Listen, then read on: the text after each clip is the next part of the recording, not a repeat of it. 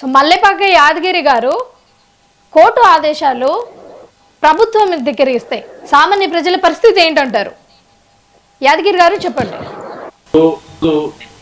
తెలంగాణ రాష్ట్ర ప్రభుత్వానికి ముఖ్యమంత్రి గారికి ఒక పెట్టు లాంటి సమాధి కోర్టు ఇచ్చింది.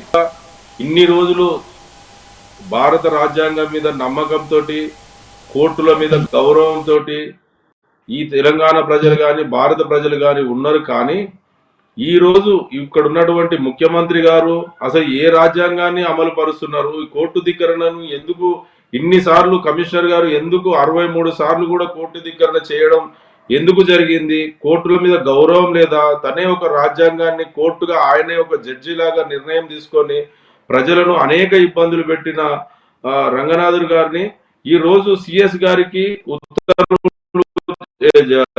జారీ చేసి కోర్టు రంగనాథ్ గారిని తప్పిస్తారు, లేకపోతే మిలిటరీని దించాలా, ఆర్మీని దించాలా అని చెప్పేసి స్ట్రాంగ్ వార్నింగ్ ఇవ్వడం అంటే ప్రభుత్వానికి చెంపపెట్టు లాంటి సమాధానం ఇచ్చింది.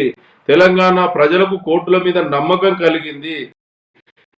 ఎందుకంటే అసలు ముఖ్యమంత్రి గారు విషయంలో ప్రజాకొస్తా అని చెప్పేసి నమ్మబలికి ప్రభుత్వాన్ని ఏర్పాటు చేసిన తర్వాత ఈ రోజు గద్దెనెక్కిన తర్వాత ప్రజాపాలన కాకుండా రాక్షస పాలన తీసుకొచ్చి హైడ్రాను సృష్టించి ఆ హైడ్రా ద్వారా ప్రజలను, పేద ప్రజలను, గూళ్లను కూలగొట్టి రోడ్ల పాలు చేసిన ప్రభుత్వం అంటే ఈ రోజు తెలంగాణ రాష్ట్రంలో నడుస్తున్నటువంటి ముఖ్యమంత్రి రేవంత్ రెడ్డి గారి ప్రభుత్వం. ప్రప్రథమంగా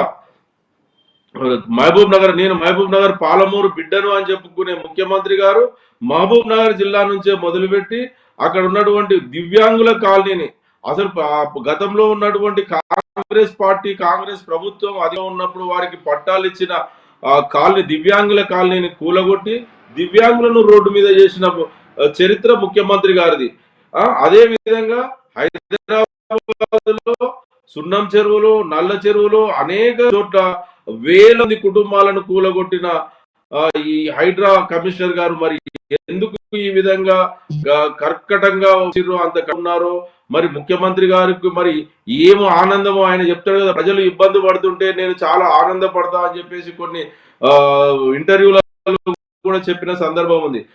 కొన్ని మీడియా సంస్థలు అడిగిన ప్రశ్నలకు నాకు హిట్లర్ ఆదర్శం అని చెప్పిన సందర్భం కూడా ఉంది.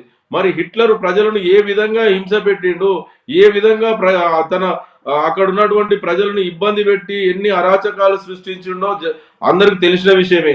ఆయనను ఆదర్శంగా తీసుకొని సృష్టించి ఈ రోజు తెలంగాణ రాష్ట్రంలో కూడా హిట్లర్ ఆదర్శంగా తీసుకొని ఈ ప్రజాపాలన నడుస్తుంది. ప్రజలను బ్రాలు చేసి కనీసం హైదరాబాద్ లో చెరువులో కానీ ఖమ్మం వెలుగుమట్లలో కూడా చేసి చిన్న పిల్లలు స్కూల్ బ్యాగులను, కనీసం తినుబండారాలను కూడా తీసుకోకుండా చదువుకున్న బుక్కులను తీసుకోకుండా, ఎంత నిజంగా చెప్పాలంటే మనం తెలంగాణలో ఉన్నామా, ప్రజాస్వామ్యమా, లేకపోతే పాకిస్తాన్ బార్డర్ లో ఉన్నామా, అసలు ఏం జరుగుతుందో కూడా తెలియని పరిస్థితుల్లో ఈ రోజు తెలంగాణ రాష్ట్ర